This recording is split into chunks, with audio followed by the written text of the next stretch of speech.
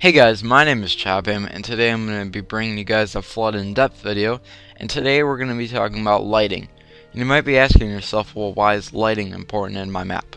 Well, lighting is important in your map because not only it influences the way your map looks, but it also influences gameplay and player emotion.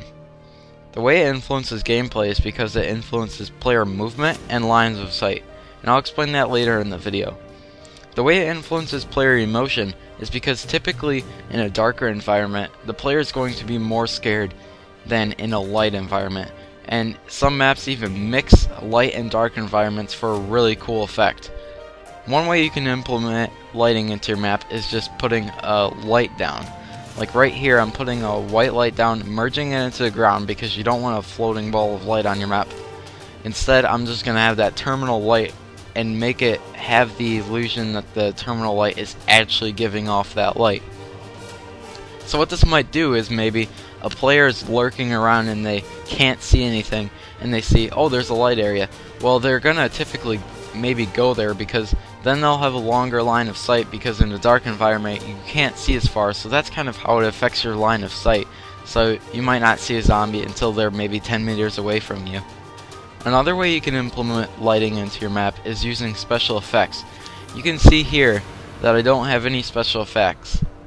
The reason I'm doing this is just to show you guys the difference. It's not necessarily a bad thing not to have special effects, but when you do use special effects to a good extent, then it can really improve the look of your map. Now, what you see I've done here is I've added colorblind and juicy. This makes it look like a really dark environment, and that might provide the player a sense of fear when they're walking around.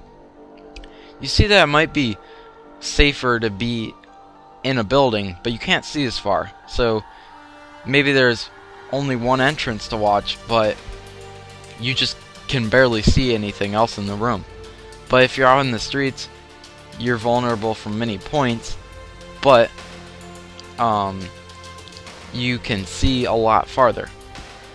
So I hope you guys enjoyed this video, and just to recap it, the way you can achieve lighting on your map is using lights, the environment, which maybe erosion is typically darker than every other map if you want a darker map, and ravine is the lightest, and also special effects. So if you guys liked, like, comment, and if you haven't already, subscribe, and I'll see you guys soon.